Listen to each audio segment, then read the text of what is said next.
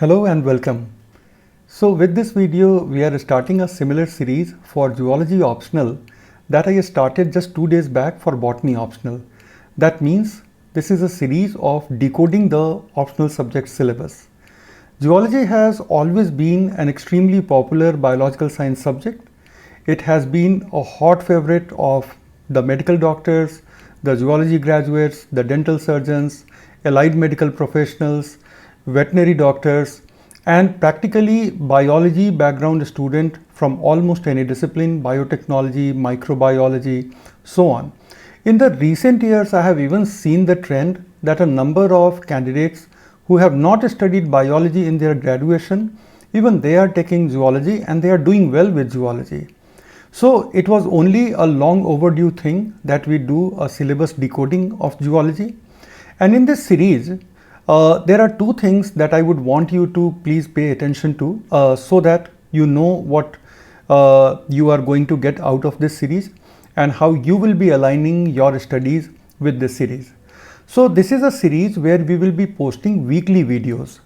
So a video will be coming once every week, and in 1 week's time we will be covering a small part of the syllabus, and we will be going in deep into each topic's analysis as to what are the facets of the topic that we should be studying, what are the potential question areas that you should be prepared for, and for a question area how much marks will be assigned to such a question, and basically what are the small little tail queries which can be asked to you. So we will be going into all these details so that when you are preparing on your own, you have a very clear roadmap in front of you and you prepare accordingly.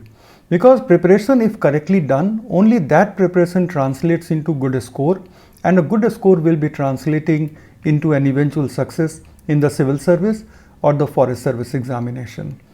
I am starting this series with paper 2, and later once we are done with paper 2, we will be getting into paper 1 as well.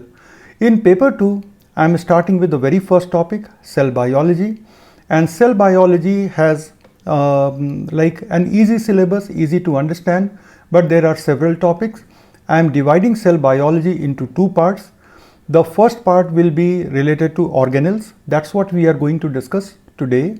And in the second part, we will be dealing with the nucleus, cell division, and the processes of the cell. So without wasting any time, let's take a dip into the cell biology part 1 syllabus decoding, and I'm sure you will find this series helpful as well as interesting. So let's start. Zoology paper 2 starts with cell bio, and the questions of cell bio find a place in section A. If you take an average of last 10 years questions, you will notice that about 20% weightage is given to cell biology. In the present scheme of the examination, that translates into 50 marks out of 250 in civil service main examination and 40 marks out of 200 in IFS main examination. Being given so much weightage is actually good for most of the candidates because cell biology is an easy to understand area, and also no matter what branch of biological science you have done your graduation in, you would have studied cell biology as a part of your graduation curriculum. So it is one branch of biology that is taught to zoology students, botany students, biochemistry students, microbiology, and even allied biological science branches. Wherever graduation course is offered, you will notice cell bio being a part of the curriculum. One of the challenges of cell biology syllabus is that you should be striving to give updated information. By updated, I mean to say updated as in recent textbooks rather than the things which are mentioned in scientific journals. You do not need to go in that latest of updates, but whatever is available in standard textbooks as the updated concept, that is something you must be including. So let us take the syllabus of cell bio. So the syllabus of cell bio is right now in front of your screen. This is just the narration of syllabus as the UPSC gives it. But I am going to pick up individual topics one after one, and I'm going to tell you what kind of questions you can expect on those individual topics and what are the facets that you should be studying in those individual topics. If you are interested in reading the syllabus in entirety, you can pause the video here and take a good look on the syllabus before we get into the individual topics. So let us get into the individual topics of cell biology. The first topic is structure and function of cell and its organelles. And from here only you will start to realize that there are a number of hidden topics when it comes to zoology optional syllabus. Although in paper 1 you don't have hidden topics, but there are parts of paper 2, especially cell biology and genetics, where you find some hidden topics. In this structure and function of cells, you have got two types of hidden topics. As you can see, the two hidden topics are a general account of an animal cell. This is something you must be reading since your school days, and this is one of the questions which is perhaps the simplest question in cell bio, but you need to have prepared a compact short note so that in the exam you write a wholesome, because in the exam you are going to get a maximum of 250 words to write an answer. That will depend upon how much marks are allotted to a given question. In civil service examination, for 250 marks, you are expected to write approximately 3000 words plus diagrams. So that means for every single mark, you are going to write 12.5 words approximately.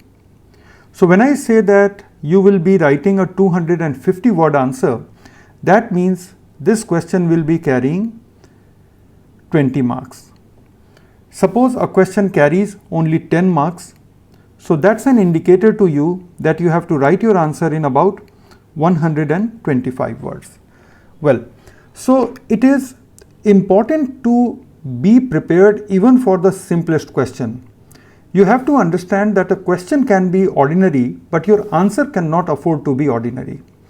Even in the simplest of the question, even most ordinary of the question, there is always a scope to shine. There is always a scope to do better than your competitor. Hence, the first task for you is to prepare a short note on general account of an animal cell. This is one thing that you can take from any school level book, and it will give you a very good account. By school level book, I mean to say the kind of books that candidates study for medical entrance examination. Second hidden topic on which sometimes questions have been asked is difference between prokaryotic and eukaryotic cells. Nowhere in the syllabus, if you take a closer look, nowhere in the syllabus it is mentioned to study prokaryotic cell. The syllabus directly starts with structure and function of cells and its organelles. But in the examination, they have asked the difference between prokaryotic and eukaryotic cell. So my advice is that on this topic, you must be preparing a tabular comparison. And I'm going to give you one more tip, that how to write tabular comparisons. I'm sure you will find this advice quite helpful for your main examination. The first formula to write tabular comparison is to write an introduction. That's an important thing, that you are writing an introduction. So introduction can be 2-3 sentences stuff. After writing an introduction, you will come to the body. In the body, you will write the covering statement, and then you will make a table. Now, there are two tips about the table. First tip is that a good table is always not a 2-column table, but it needs to have 3 columns. You might be wondering that when we are comparing two objects, two types of cells, then why do we need 3 columns? This first column is the column where you will be mentioning the criteria. So what are the criteria on the basis of which you are comparing the two? So let's say between prokaryotes and eukaryotes, one criterion can be presence of nucleus. Then you will write in prokaryote nucleus is not found, in eukaryotes nucleus is found. Then you will come to another criterion, and that is how you will be comparing. So a good comparative table is always made up of 3 columns. And my second suggestion is that within the table only try to make mini diagrams wherever the topic, wherever the description requires it. And the third and last part of your answer will still be conclusion. Do not merely make the table and after ending the table do not leave the answer. You have to write a sentence or 2 for conclusion, and then your answer will look wholesome. So in biological sciences, be it zoology, be it botany, you have to give a tabular comparison. But tabular comparison is incomplete as long as it is not accompanied by introduction, then covering a statement, and then conclusion.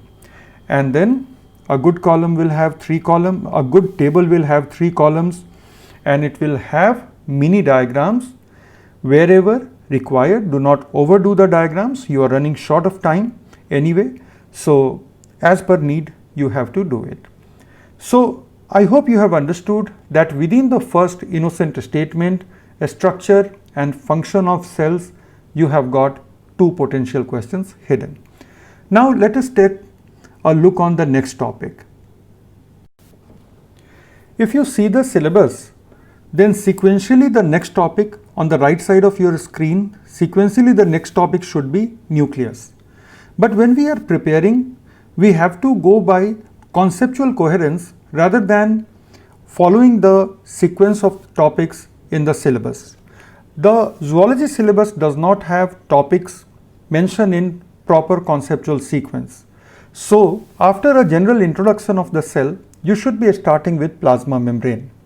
In plasma membrane, you have to do 4 facets. First and foremost is structure.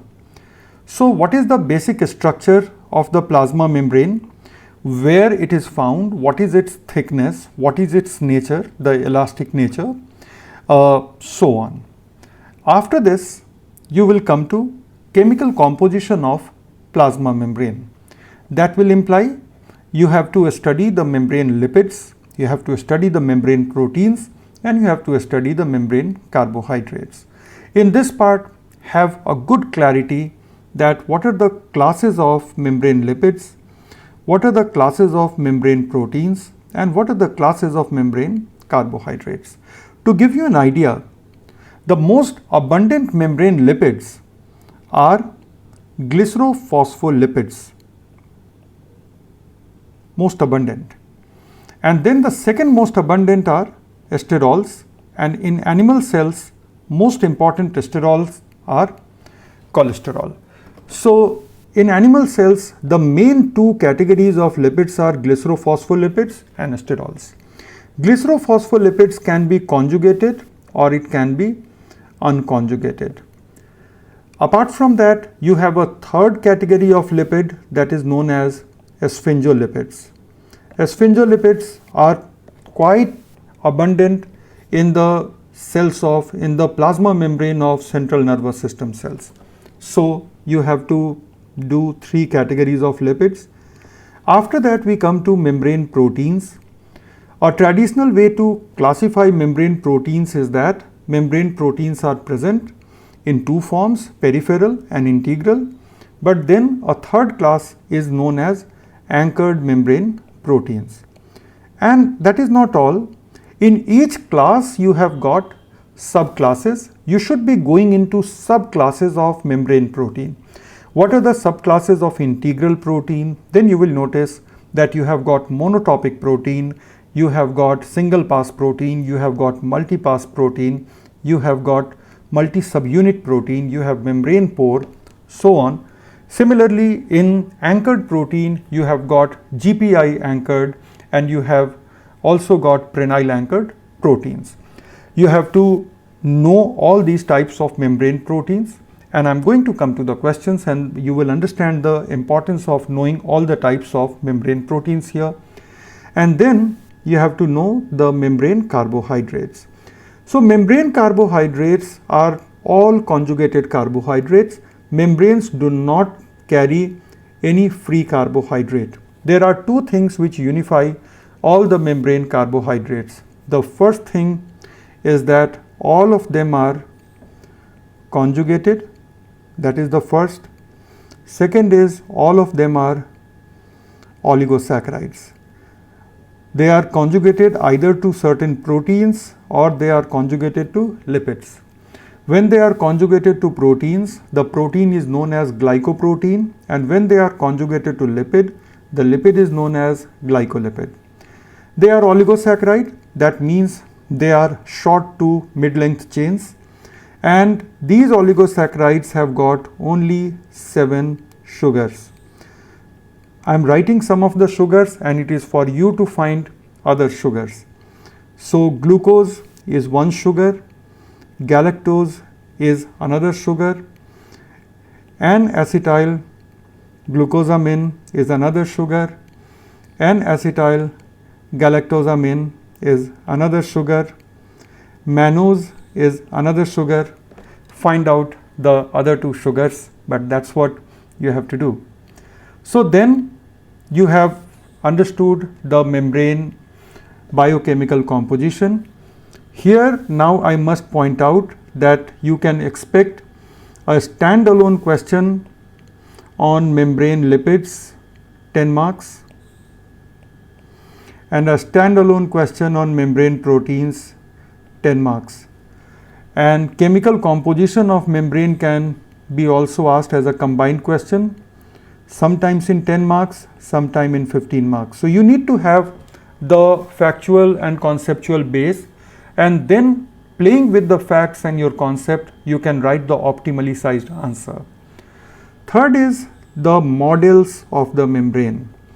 So in the recent year, there has not been a tendency to ask questions on different models of the membrane. They simply ask molecular structure of the membrane. And this is where you can talk about Singer and Nicholson model of membrane, that is the lipid bilayer with integral and peripheral protein. But a good answer will not only mention the Singer and Nicholson model, but a good answer will get into the details of what are the experimental evidences. So Singer and Nicholson. So first, what is the model all about? Second, what are the evidences for that? And then what are the later modifications? Understand that most of your competitors will only be writing the model and they will leave it. So when you write evidence, you get some extra impression and some extra marks. When you write later modification, that shows that you have been depending on good sources and you can get into the current understanding of membrane structure. Finally, you will come to membrane functions. Membranes perform variety of functions. You have to enlist the membrane function. Function is always a tail query. That means that function is unlikely to be asked as a separate question, but function gets asked as a tail query, that what is the function of plasma membrane, unlikely to be asked, but you can very well be asked, discuss the molecular structure and functions of plasma membrane. So prepare the functions very well. Next, a very big topic which is completely hidden from the syllabus, but questions have been asked. And by very big, I mean to say that it is a chapter in itself. So what topic am I talking about? The topic I am talking about is membrane transport. So if you see, membrane transport finds no mention in the syllabus, but questions have been asked on membrane transport. When you look into membrane transport, The first thing that you have to appreciate that you first have to prepare a general account of membrane transport. That will mean what do we understand by membrane transport, what are the passive modes of membrane transport, what are the active modes of membrane transport, and what is the role played by membrane transport. This itself can be asked to you as a 20 marks question. Modes of passive transport, that will mean channel, that will mean transporters, and that will mean aquaporins. These are modes of facilitated diffusion. And apart from facilitated diffusion, you also have to study simple diffusion. So on modes of passive transport alone, you may be asked a question of 20 marks. You have to be prepared accordingly. On transporter, you can be asked 10 marks question. On channels, you can be asked 10 marks question. Difference between facilitated diffusion and simple diffusion can be a 10 to 15 marks question. So you can see how many questions are possible from membrane transport until now. Then we get into modes of active transport. There are two modes of active transport. One is primary active and other is secondary active. Now in this you have to study about their general account. So an account of that, and then you have to study the difference. So a general account is a question of 15 marks. Difference between active and primary active and secondary active is a potential question for 10 marks. After that, you should be having a ready-made answer to passive and active membrane transport. This may be asked to you in up to 20 marks. It can be asked in 15 marks also. And then between membrane transport and vesicular transport, you will have to prepare another difference based answer which will serve the purpose of another short note that may be asked to you for about 15 marks. So this is how we complete plasma membrane. And now you notice that membrane transport was altogether missing from the syllabus statement, but membrane transport constitutes a very important topic. All the questions that I have written, if you scan the past 15 years of questions for IFS and civil service, you will see that all these questions have been asked in one way or another. Now let us turn our attention to the next topic. The next topic is mitochondria. Mitochondria, the powerhouse of the cell. One thing that you have to first understand that mitochondria is a plural expression and mitochondrion is the singular expression. So if you are writing mitochondria, then you write are the powerhouse of the cell. If you mean singular, you write a mitochondrion is the powerhouse of the cell. Well, what kind of questions you can be asked in mitochondria? In mitochondria, you will be asked two types of questions. The first question will be on structure. In structure, the general account of a structure as well as the ultrastructure. In ultrastructure, a good amount of detail, a good amount of fact will be there in inner membrane. But try to balance it. Do not try to make it an entire answer on inner membrane. Mitochondria have an outer membrane. Mitochondria have intermembrane space. Mitochondria have an inner membrane, and then they have a matrix, and then they have their genome. So when you are writing the ultrastructure, all these parts must be covered.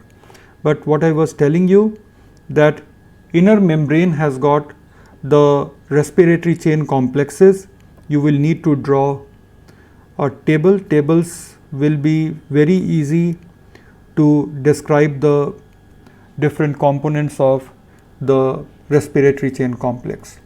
So this is the first question on mitochondria, ultrastructure of mitochondria. The second question on mitochondria will be on its function. Now, if you are generally asked function of mitochondria, then first role is in aerobic part of respiration. So, in aerobic part of respiration, the tricarboxylic acid cycle takes place in mitochondria, and then oxidative phosphorylation takes place in the mitochondria.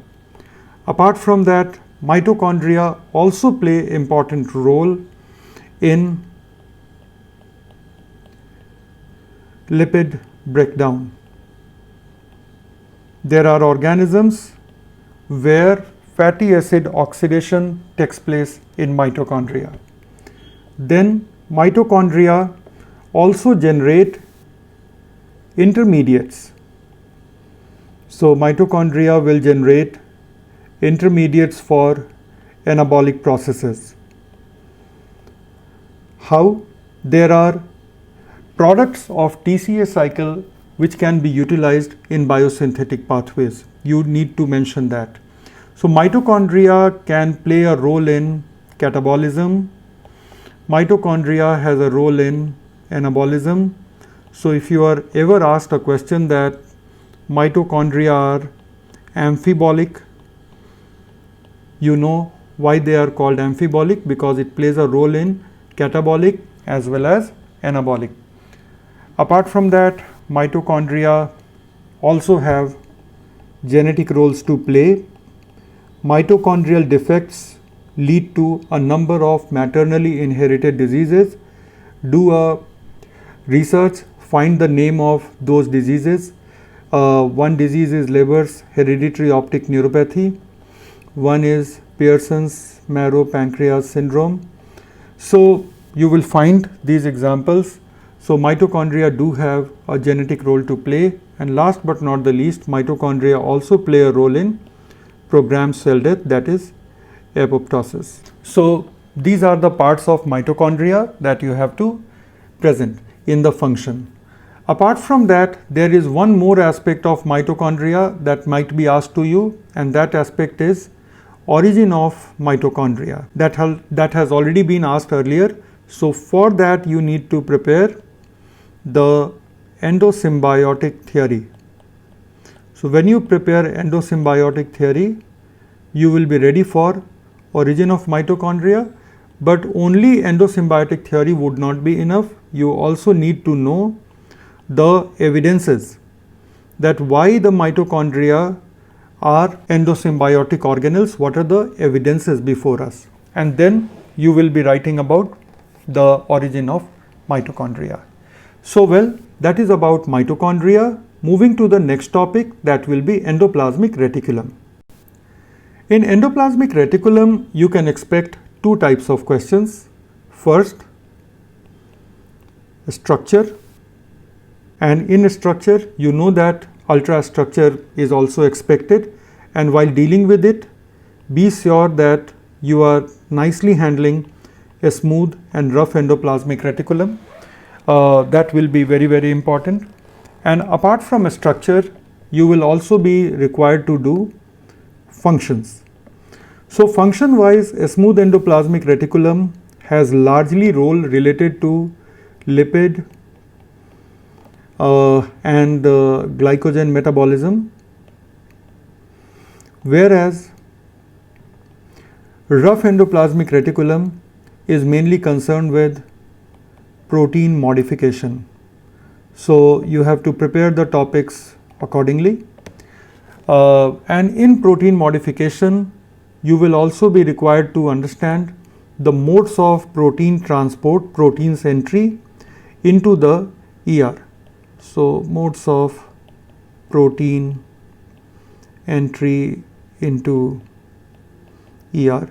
this is also something that you should be doing. So this is how you will be completing endoplasmic reticulum.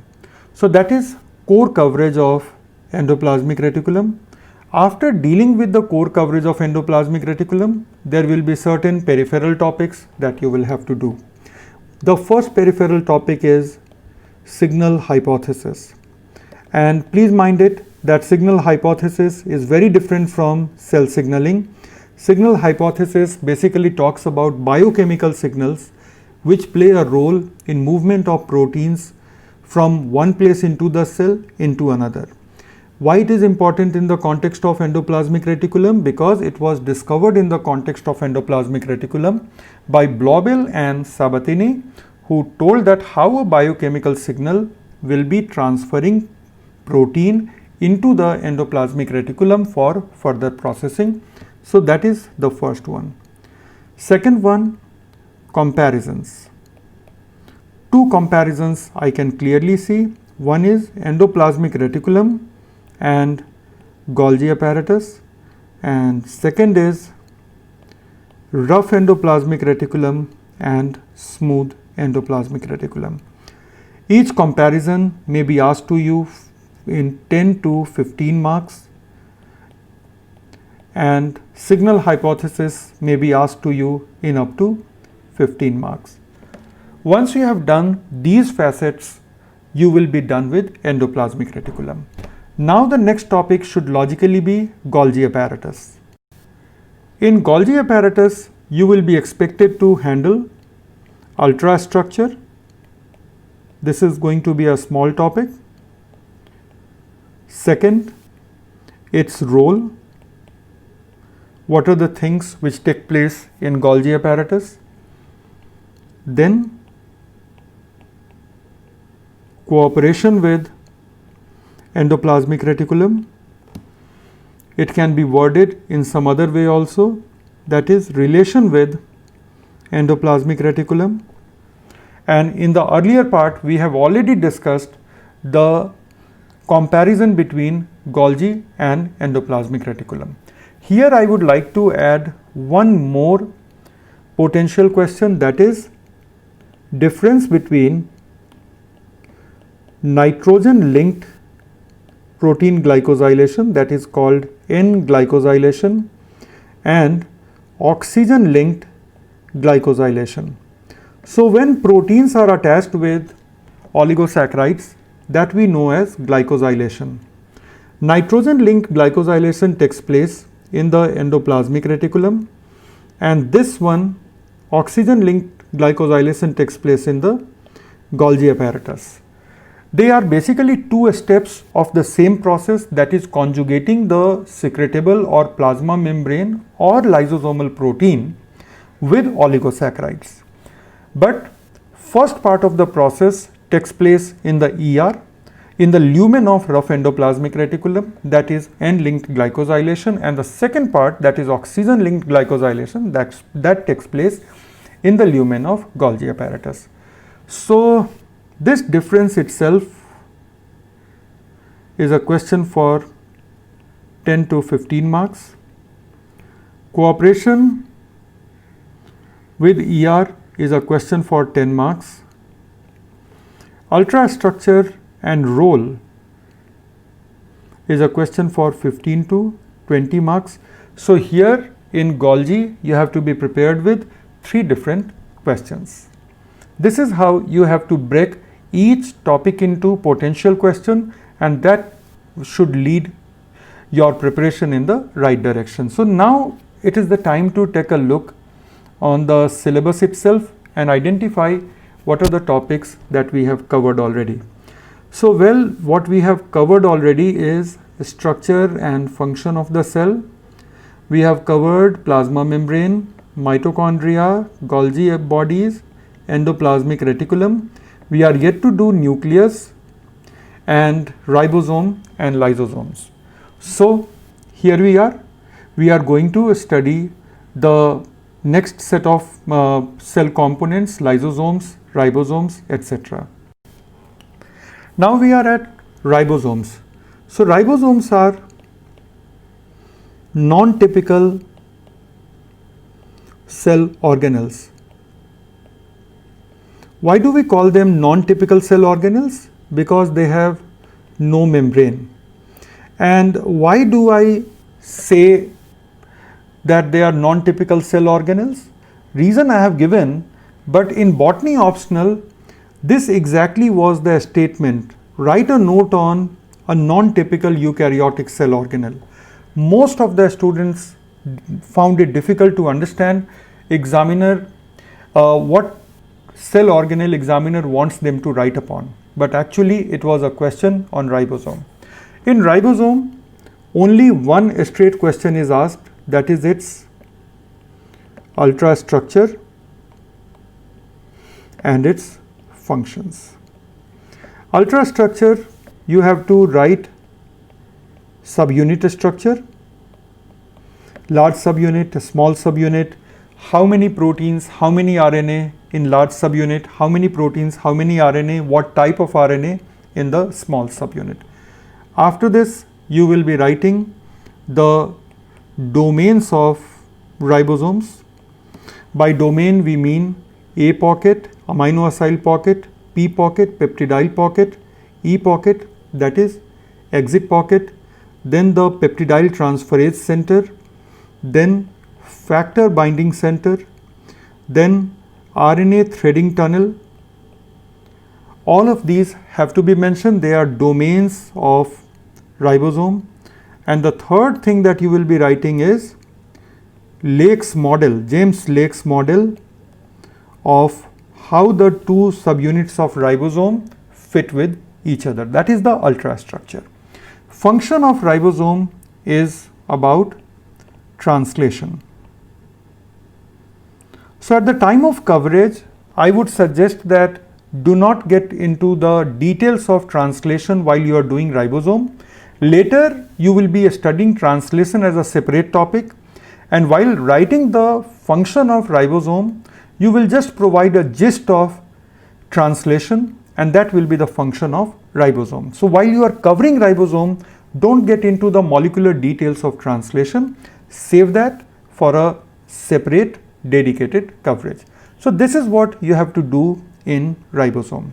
Now, once we have done this much about ribosome, there is one hidden topic also in ribosome that you should be doing, and that hidden topic of ribosome will be biogenesis.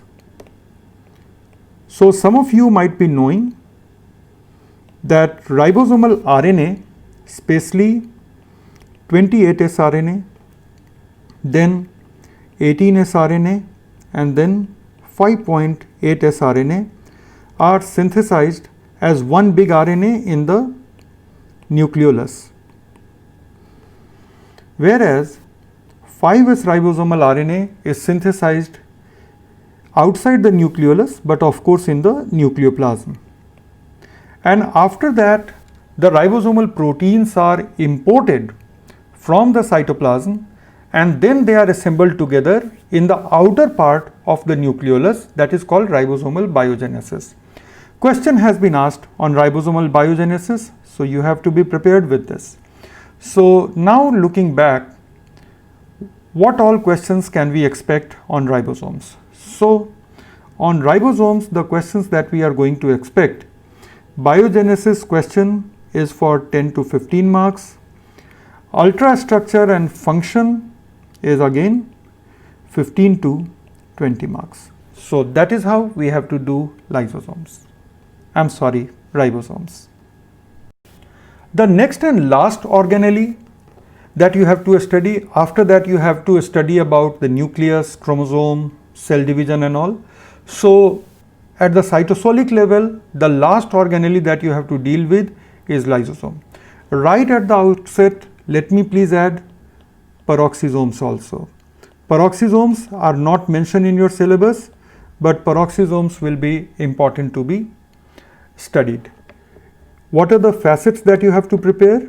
First and foremost, what do you understand by microbodies? And how many types of microbodies are there? Of course, two types, lysosomes and peroxisomes. Next, you have to deal with the name suicide bags of the cell. Is the name justified? Is the name not justified?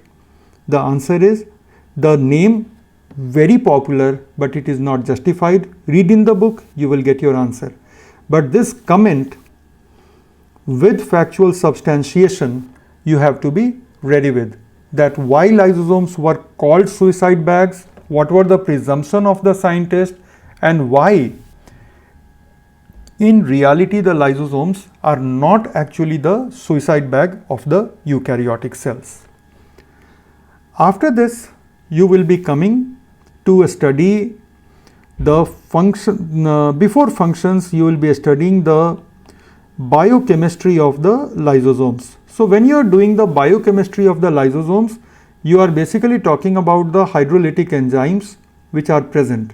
And when you are dealing with the enzymes, you have to deal with different classes of the enzyme. So you have to do the classification, and classification alone will not be enough. You have to do the examples also. That is how you will be writing about the biochemistry. Then you will be writing about the functions of ribosome. When you are talking about the function, the first thing that you have to deal with is the hydrolysis. That what kind of hydrolysis lysosomes carry out. So you will realize that lysosomes carry out controlled and confined hydrolysis. So what is the meaning of controlled and confined hydrolysis? That you will have to find from the textbooks, but you will be writing.